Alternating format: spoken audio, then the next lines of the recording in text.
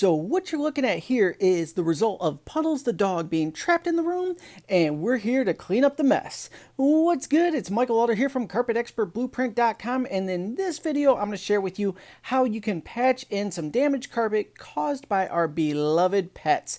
So this dog was clawing away, and it looks like they may have done a couple other things right there in front of the door when they were trapped in the bedroom. So we're going to go ahead and patch this in. The carpet was in decent shape, but it was still like 5 years old, but we found a close match to it. We're going to slap that in here and clean it up. So I am using the top cutter just to separate the fibers in this video because I didn't want to go grab a screwdriver. I was limited on the tools I had in front of me, and I'm a lazy kind of guy, so I just grabbed what I had, created some lines, and took a sharp blade to it and cut it out. So once again, taking the top cutter there, creating a straight line, separating those fibers. Now, a lot of people could use the top cutter. Me, I love my knife though. Just fresh blade, dice it down, good to go. I'm going to go ahead and get 3/4 of this cut up here. I'm going to peel that back and cut off the last section here. So, I've said it a million times. Sharp blade is everything. If you got a dull blade, you're going to butcher this up. It's going to look horrific. The sharper the blade, the better off you are. So don't hesitate to swap out your blade and keep it going good. I'm going to fold that over. Now we're just going to trim off where the doorway seam was. Get that seam tape out of there. We're going to go ahead and grab a new piece and start shaping it out so we can seam this back into place. Almost there. And boom. Alrighty, let's get our new piece here. And we're going to speed things up a little bit because I hate long form content. So for me, I like to line up one side. From there, we find the next side we want to tackle. I'm going to cut it down and I'm going to tuck it under the existing carpet so I can mark it a few times and trace out what's going on. So just rough cut everything in so you have a couple inches to work with on each side on what you're actually trying to trim down. And then we're going to go ahead and mark it with our knife, trace the spots we marked, and then we're going to get nice clean edges so we can go ahead and seam it together. So watch this here. Sticking it under the existing carpet, taking my knife, just little incisions all the way down. Good to go. Swap out the blade just like I said to do. Good to go there. Now we're going to go ahead and fold that back.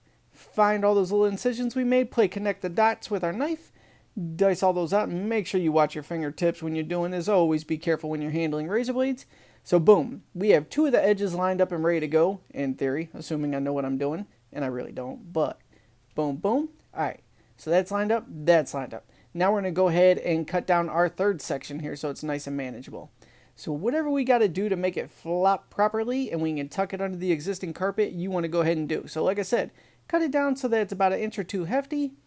I'm going to lob a little more off there, make it a little more manageable. I'm going to do a little corner cut here, just so when I stick it under there, it's easier to pull it back out as well. Alrighty, let's get our third wall ready to rock here. Boom, boom, boom. Alrighty, gotta take the knife, make some incisions there.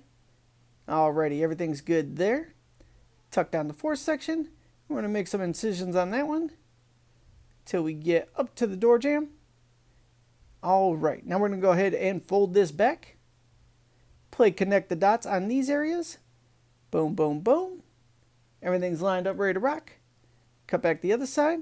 Connect the dots with that. It's as simple as that. Oh, and by the way, if you don't want to connect the dots, get a little straight edge there. Line up all the dots with the straight edge. Trace that so you're not freestyling it and messing everything up. That comes with a little bit of skill set of years of doing this. Now we're going to cut 4 pieces of seam tape off for this so we can go ahead and seam this into place and be good to go like nothing ever happened. First one's down. Let's go ahead and line up the second piece, fold it back, stick it under the seam tape you just put in, stick it to the other end, halfway under each piece of carpet, fold this side back under the seam tape there to the other side, and then finally this one as well will go under the seam tape. So when you pull the iron around, it just keeps gliding. It won't grab the tape and push it out of the way and make your life a nightmare when you're trying to seam this into place. We're going to go ahead and take the seam iron, starting here. And we're going to go ahead and end at the door jamb. As always, good 8 to 10 seconds. You let that warm up there on the seam. We sped this up, so don't go off of actual time on what I'm doing.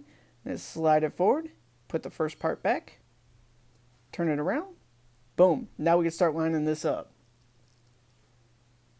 Put the first section together. Hold it down.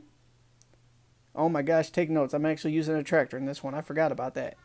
Alrighty, we're on to the second part here. Put that seam together. Good to go. Blend it in. Fold it back a little bit so you can make that spin without doing any damage to the tape or to the carpet fibers. You don't want to get any glue on the edges there and create an ugly patch seam. Take it down to the last section there. We're going to put all that together. Make sure no fibers drop down in the glue. Everything's good. Cut any loose strings or hairs that are coming through. Blend it in with the tractor. And then take that seam iron on the last turn home so you can get paid for this. Now, if this was the only stop, you could charge anywhere from $75 to $100 just for doing this. You spend more time driving than you actually do repairing the carpet. So, drive time included, you're going to have about a total of an hour and a half to 2 hours into this, $75 to $100. This was kind of quite a distance from my house, but in most cases, if you can get them right down the street from where you stay, these are your cash cows here. Just easy, fast money. So if you have not checked out the carpet repair cheat code, there's a link below the video, or go to carpetexpertblueprint.com. Thank you so much for tuning in. I'll see you on the next video.